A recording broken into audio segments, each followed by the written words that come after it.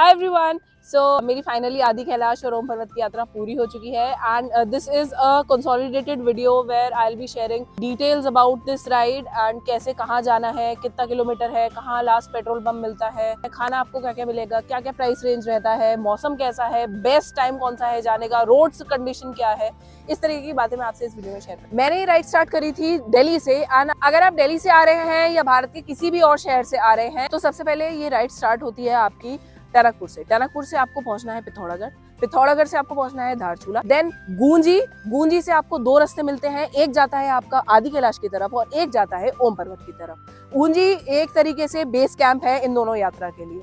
मैं आपको मेन जो स्टॉपेज पॉइंट्स हैं जहाँ पे लोग रुकते हैं, हॉल्ट लेते हैं नाइट स्टे के लिए, वो बता रही हूँ। टनकपुर से पिथौरागढ़ का जो टोटल डिस्टेंस है वो 145 किलोमीटर है एंड पिथौरागढ़ से धारचूला का जो डिस्टेंस है वो लगभग 90 किलोमीटर। पहाड़ का जो रास्ता है वो टनकपुर के बाद शुरू हो जाएगा। सो अब बात करते हैं रोड कंडीशंस की। टनकपुर से पिथौरागढ़ की रोड कंडीशंस बहुत ही एक्सीलेंट है। हाईवे बना हुआ है, चाहे आप बाइक से जा रहे हैं चाहे कार से जा रहे हैं, आई एश्योर यू आपको किसी भी तरीके की कोई दिक्कत नहीं आने वाली है। Sufficient amount of petrol pumps available है ऑन द रोड्स।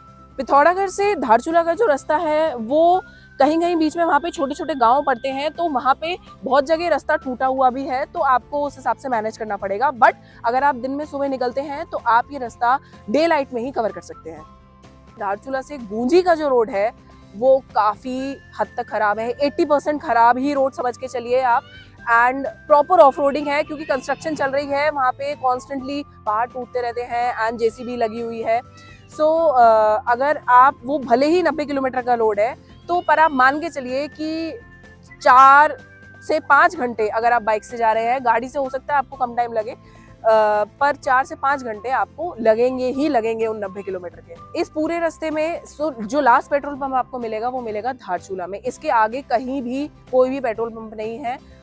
मेरा पर्सनल एक्सपीरियंस ये था कि मेरी बाइक में टंकी फुल करा के चली थी धारचूला से एंड मुझे लगा था कि यहाँ से गूंजी से आदि कैलाश ओम पर्वत वापस धारचूला आने तक मेरी बाइक का फ्यूल चल जाएगा। एंड माइंड यू मेरी बाइक का fuel tank capacity around 30 litres की है एंड ये 300 किलोमीटर्स का रेंज देती है, लेकिन पहाड़ों पे क्योंकि एवरेज कम हो जाता है, माइलेज भी कम हो जाता है, इसलिए मुझे वहीं से लोकली पेट्रोल सोर्स करने की जरूरत पड़ी क्योंकि वापस आने के लिए मेरी बाइक में सिर्फ 2 ही घंटे का पेट्रोल बचा हुआ था। But you have to know this कि जो पेट्रोल की क्वालिटी होती है वो थोड़ी सी कॉम्प्रोमाइज्ड होती है और मुझे अराउंड 200 रुपए का 1 लीटर पेट्रोल मिला था एंड वो जितना मैंने उम्मीद करी थी ऑनेस्टली वो उतना भी नहीं चला, मुझे फिर किसी से दूसरे बाइकर से बोरो करना पड़ा। आप अपना पेट्रोल पहले ही कैरी करें खुद से, पेट्रोल पंप से ही भरवा के। वहाँ के काफ़ी सारे लोकल जो ड्राइवर्स हैं, टैक्सी ड्राइवर्स, उन्होंने भी मेरे को ये बोला था कि यहाँ के पेट्रोल की जो क्वालिटी होती है वो कॉम्प्रोमाइज़ होती है। सो आपकी बाइक की सेफ्टी के लिए, उसके टैंक की हेल्थ के लिए बेटर होगा कि आप पेट्रोल कैरी करें। अब बात करते हैं मौसम की। बेस्ट टाइम यहाँ पे जाने का है अराउंड मई टू जुलाई। बारिशों के मौसम में मैं बिल्कुल भी रिकमेंड नहीं करूंगी क्योंकि बारिशों में लैंडस्लाइडिंग का बहुत ज्यादा खतरा बढ़ जाता है। उसके बाद सितंबर, अक्टूबर और नवंबर तक इवन स्ट्रेच होती है। इस साल 15 नवंबर तक थी, पिछली बार 10 नवंबर तक आदि कैलाश की यात्रा खुली हुई थी। बट इस टाइम आप जा सकते हैं, लेकिन जो उस टाइम ब्यूटी होती है, एकदम सब पहाड़ एकदम ग्रीन होते हैं, स्ट्रीम्स बहुत ज्यादा अच्छे से फ्लो कर रही होती हैं, वो एक अलग ही नजारा होता है।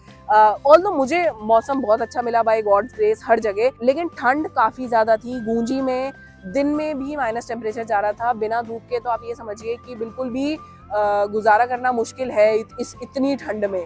गूंजी में इस टाइम -10 से -15 जा रहा था रात में। प्लीज मेक श्योर कि आप इनफ वुलन्स कैरी कर रहे हैं, माइनस वाली जैकेट आप कैरी कर रहे हैं। प्लीज मेक श्योर कि आपका हेड कवर्ड है, either with this a head band और कैप और एनीथिंग। आदि कैलाश में बहुत ठंड थी एंड ओम पर्वत पे एक्सट्रीमली फास्ट विंड्स चल रही थी। Please you have to make sure that you are covering your head and you do not want any trouble with the weather. So अब बात करते हैं स्टे ऑप्शंस की। टनकपुर हो, पिथौरागढ़ हो, चाहे लोहा घाट, चंपावत, धारचूला, इनमें से जो भी जहाँ पे भी आप रुकना चाहते हैं सब जगह आपको स्टे ऑप्शंस मिल जाएंगे, बहुत ही अफोर्डेबल। आप starting from 700 rupees anywhere to 2000-3000 rupees में आपको रुकने के लिए होम स्टेज एंड रूम्स भी मिल जाते हैं। बाकी अब गूंजी में अगर रुकने की बात करी जाए तो गूंजी एक सीजनल जगह है, यहाँ पे ऑल ईयर टूरिज्म नहीं रहता है। यहाँ पे सिर्फ जब तक आदि कैलाश की यात्रा खुली रहती है सिर्फ तब तक ही यहाँ पे लोग रहते हैं, उसके अलावा सिर्फ यहाँ पे आर्मी वाले रहते हैं। So you have to understand the fact that there's a limited source of earning that people living here do.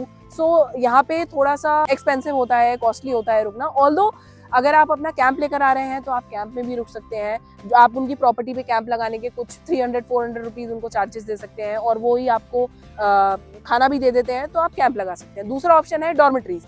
काफ़ी सारे यहाँ पे सारे होम स्टेज ही हैं। होम स्टेज में आपको सब जगह डॉर्मेटरीज मिल जाएगी, शेयर्ड बेड्स होते हैं। And please let it be known that हर जगह यहाँ पे आपको डिनर एंड ब्रेकफास्ट इंक्लूडेड मिलेगा पूरे टैरिफ में। डॉर्मेटरी आपको 500 से लेकर 800 रुपए तक के बीच में मिल जाएगी डॉर्मेटरी बेड। एंड रूम जो है वो आपको 1000 से लेकर 3000 के बीच में मिल जाएगा, डिपेंडिंग आपकी क्या क्या फैसिलिटीज होते रहे। खाना और जो खाना होता है ब्रेकफास्ट एंड डिनर वो सब जगह इंक्लूडेड होता है, क्योंकि वहाँ पे कोई अलग से रेस्टोरेंट नहीं है जहाँ पे आप खा सके। जहाँ पे आप रुक रहे हैं वहीं पे आपको अवेल करनी पड़ेगी ये facility.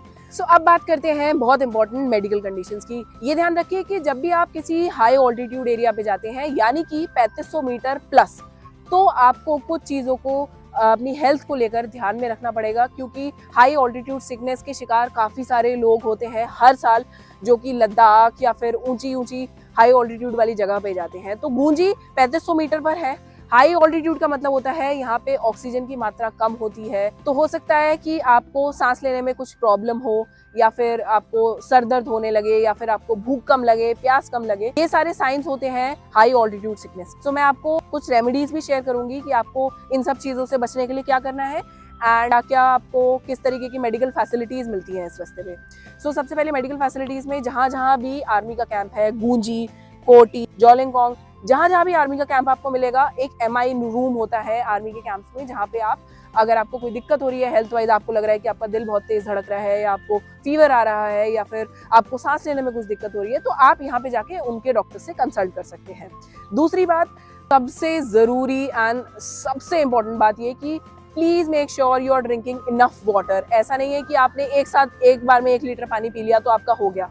You have to keep drinking it, sip sip all throughout the day, so that आप डिहाइड्रेशन का शिकार ना हो। डिहाइड्रेशन एक बहुत ही बड़ा रीजन है जिसकी वजह से लोग हाई ऑल्टीट्यूड सिकनेस के शिकार होते हैं। मुझे खुद तंगलंगला, जब मैं लास्ट ईयर लद्दाख गई थी, तो वहाँ पे मुझे पानी कम पीने की वजह से मुझे सांस लेने में बहुत दिक्कत होने लगी थी, जो कि एक बहुत ही ऑनेस्टली एक बहुत ही डरावना सिचुएशन होती है जब आपकी हार्ट बीट बढ़ जाती है एंड आपकी ऑक्सीजन कम हो जाती है।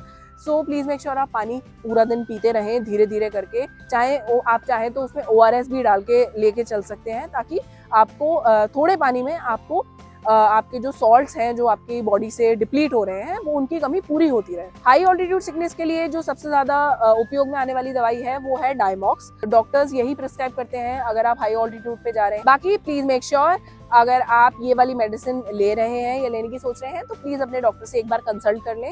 एंड जाने से पहले भी आप अपने डॉक्टर से एक बार कंसल्ट कर लीजिए कि आपको इतनी हाइट पे जाना चाहिए या नहीं जाना चाहिए। ऑल्दो मुझे काफी सारे उम्रदराज लोग भी मिले थे जो कि माउंट कैलाश के दर्शन करने वहाँ पे आए हुए थे। तो it depends body to body. अगर आपको बीपी की प्रॉब्लम है, शुगर की प्रॉब्लम है, तो आप उस हिसाब से अपना एडजस्ट कर सकते हैं। आदि कैलाश और ओम पर्वत एक ही दिन में चाहें तो कर सकते हैं, लेकिन it would be a very stressful and hectic journey, but करने वाले करते हैं डेफिनेटली। सो मैंने ये जर्नी को 2 दिन में डिवाइड करा था। पहले दिन मैं ओम पर्वत गई थी, उसके बाद मैंने वापस आके गूंजी में अपना रेस्ट करा, बॉनफायर करी एंड डिनर करके मैं सो गई थी, अपनी बॉडी को रेस्ट दिया, क्योंकि बाइकिंग से बहुत हेक्टिक हो जाता है, बहुत थकान हो जाती है, टायरिंग हो जाता है। सो नेक्स्ट डे मेरा था टारगेट आदि कैलाश का। सो आदि कैलाश की जर्नी अगेन गूंजी से ही शुरू होती है। रोड बहुत ही अच्छी है। आप कोशिश करिए कि आप जल्दी से जल्दी मॉर्निंग में निकलें, ताकि आप क्योंकि मेरी जो जर्नी थी, मेरे को वापस धारचूला सेम डे आना था। मेरे को चेकआउट करके मैं सामान जो गूंजी में मेरा होम स्टे था वहीं पे छोड़ गई थी, वहां से मैं आदि कैलाश होकर आई, फिर मैंने सामान उठाया एंड देन मैं धारचूला गई। तो इसलिए मैं आदि कैलाश के लिए अर्ली मॉर्निंग ही निकल गई थी। आपको कहीं भी जाना है तो आप ध्यान रखिए इस बात का कि आप हमेशा अर्ली मॉर्निंग ही कोई भी सफर शुरू करिए। स्पेशली अगर आप ऑफ सीजन में जा रहे हैं तो आपको ध्यान रखना पड़ेगा कि सुबह के टाइम बहुत ठंड होती है, 8 बजे के बाद धूप निकल आती है पूरी वैली में, तो इट बिकम्स बेरेबल।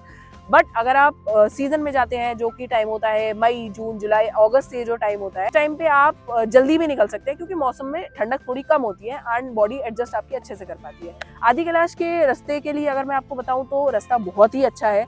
आदि कैलाश के रास्ते में 3 जगह मुझे चेक पोस्ट मिली थी एंड वहाँ पे आपको अपना परमिट दिखाना होगा, एंट्री करानी होगी एंड वापस आते वक्त भी आपको सेम परमिट उन्हें दिखाना होगा, जस्ट टू मेक श्योर। वो एंट्री इसीलिए कराते हैं ताकि दे हैव एन आइडिया कि कौन कौन लोग एक दिन में यहाँ से गए हैं एंड कौन कौन लोग वापस आए हैं। इफ अगर कोई वापस नहीं आ पाया है, सपोज कोई फंस गया है, कोई दिक्कत हो गई, तो आर्मी को आइडिया रहता है कि हाँ these are the people who have gone and these are the people who have return.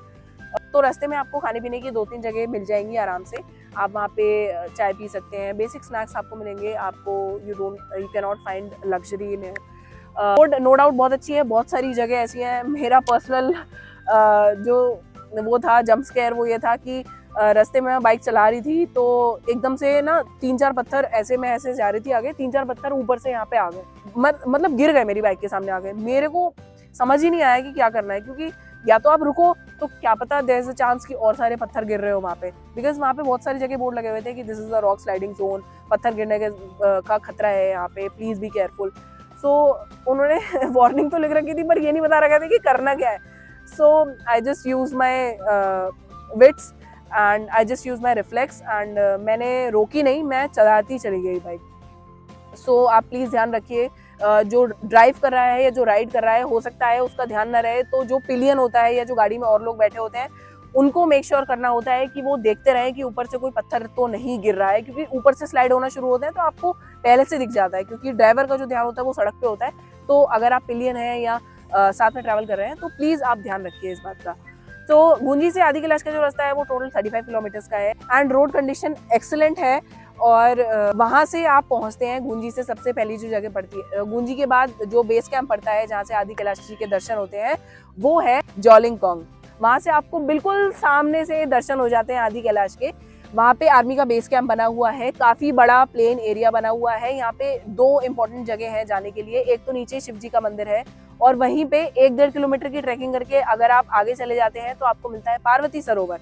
And थोड़ा सा अगर आप ऊपर जाते हैं ऑफ रोडिंग करके 1 किलोमीटर 2 किलोमीटर की रोड पे आप ऑफ रोडिंग करके जाते हैं तो आपको मिलता है गौरी कुंड, जहाँ पे एक और मंदिर है ऊपर बना हुआ। ये मंदिर लिमिटेड टाइम के लिए खुला रहता है। आई मीन जब मैं गई हुई थी तो ये मंदिर बंद था, क्योंकि 2 नवंबर को, ऑल्दो आदि कैलाश की यात्रा 15 नवंबर तक खुली थी, लेकिन ये मंदिर 2 नवंबर को जो इस साल मैराथन हुई थी उसके बाद बंद हो गया था। और रास्ते में आपको बीच में काला पानी एक जगह पड़ती है जहाँ पे काली जो रिवर है, जो कि आपको पूरे रास्ते यहाँ पे मिलेगी, काली रिवर का ओरिजिन माना जाता है। ये रिवर 6 महीने इंडिया में बहती है और 6 महीने नेपाल में। And there is a very fascinating story about it, जो कि मैं अपने नेक्स्ट वीडियो में शेयर करूंगी। सो यहाँ पे एक इंडियन आर्मी द्वारा ऑपरेटेड एक पूरा टेम्पल है काली माता का, प्लस इसके साथ एक इंडियन आर्मी ऑपरेटेड एक कैंटीन भी है जो कि मराठा रेजिमेंट हैंडल करते हैं। एंड वहाँ पे आपको स्नैक्स वगैरह, वड़ा पाव वगैरह, ये सब चीज़ें मिल जाएंगी, सोवेनिर्स अगर आपको चाहिए हो। बाकी वो आपके लक के ऊपर है, क्योंकि मैं जब पहुंची थी तो वहाँ पे उन्होंने बोला था कि सब खत्म हो गया है। मेरे को सोवेनिर्स मैं चाहती थी, क्योंकि गुंजी में तो कुछ था नहीं, तो फिर मैंने कुछ पूछा था उनसे, तो मुझे उस टाइम कुछ मिला नहीं था। बट खाने के लिए हाँ, आप रुकना चाहो तो आप रुक सकते हो एंड दर्शन प्लीज वहाँ पे जरूर करिए। गुंजी से ओम पर्वत का जो रोड है वो कम्प्लीटली ऑफ रोडिंग है, बहुत ही बड़े बड़े बोल्डर पड़े हुए हैं। टोटल 18 किलोमीटर का डिस्टेंस है एंड मुझे वन वे 1.5 घंटा, प्योर 1.5 घंटा मुझे लग गया था। उतरने में भी 1 घंटा लग गया था। उतरने में you have to be very careful, क्योंकि ढलान काफी स्टीप हो जाती है एंड मोटे मोटे पत्थरों की होने की वजह से आपके ब्रेक नहीं लग पाते। रास्ते में आपको कोई भी रुकने का ठिकाना या फिर खाने की जगह, कोई रेस्टोरेंट, ऐसा कुछ नहीं मिलेगा। Please understand this is just an area where construction is still going on and the development is still going on. 15 kilometre cover करने के बाद आप पहुंचते हैं नाबी डांग, जो कि ओम पर्वत का व्यू पॉइंट या फिर बेस कैंप भी कहा जाता है। यहाँ पे आपको रुकने की और खाने की, मतलब बेसिक खाने की आपको सुविधा फैसिलिटीज मिल सकती हैं, जैसे आप मोमोज खा सकते हैं, मैगी खा सकते हैं, या फिर दाल चावल या लोकल्स ने वहाँ पे जो भी बनाया होता है। ज़्यादा फैसिलिटी नहीं है वहाँ पे, 1-2 चाय वगैरह स्नैक्स ये सब आप खा सकते हैं। ओके, सो ओम पर्वत से ही रास्ता जाता है लिपुलेख पास के लिए। ओम पर्वत से लिपुलेख का जो रास्ता है वो 9 से 10 किलोमीटर के बीच में है। एंड मैं जब पहुंची थी वहाँ पे तो 3-4 दिन से वो रास्ता बंद था, तो वहाँ पे वो लोग नहीं जाने दे रहे थे क्योंकि बर्फ बहुत पड़ी हुई थी। तो इस रास्ते पे अगर आपको लिपुलेख जाना है सो प्लीज मेक श्योर कि आप 12 बजे से पहले किसी भी हालत में ओम पर्वत बेस कैंप यानी कि नाबी डांग से लिपुलेख के लिए निकल जाए। आपको वहाँ पे सिर्फ 4x4 गाड़ी ही ले जाने दिएगी। 1 बजे के बाद या फिर मौसम की कंडीशन देखकर, वेदर कंडीशन देखकर, हवा की कंडीशन देखकर, स्नो प्रेडिक्शंस देखकर वो रास्ता आगे जाने के लिए बंद कर देते हैं, क्योंकि वहाँ पे काफी सारे लोग फंसे भी थे रास्ते में। बाइक वहाँ पे बिल्कुल भी अलाउ नहीं है इसी वजह से, क्योंकि एक बाइकर वहाँ पे फंस गया था। 4x4 सिर्फ गाड़ी जाती है। आप चाहे तो पर्सनल 4x4 लेके जा सकते हैं, या फिर बहुत सारे जो टेम्पो ट्रैवलर्स हैं या फिर जो पिकअप ट्रक्स होते हैं बोलेरो वाले, वो आपको गूंजी से मिल सकते हैं। 7-8 लोग मिलके आप एक पिकअप वैन को हायर कर सकते हैं जो कि आपको लिपुलेख पास दिखाएगी। Again it depends completely on the weather condition and how the Indian army allows it. So अब बात करते हैं परमिट की। यहाँ पे जाने के लिए किस तरीके के परमिट रिक्वायर्ड होते हैं, को बनने में कितना टाइम लगता है और क्या चार्जेस होते हैं। यहाँ पे जाने के लिए आपको इनर लाइन परमिट की ज़रूरत होती है, जो कि आपको धारचूला के बाद सब जगह चेकिंग पोस्ट पे दिखाना पड़ता है इंडियन आर्मी को, जो कि ITBP की फोर्सेज होती हैं।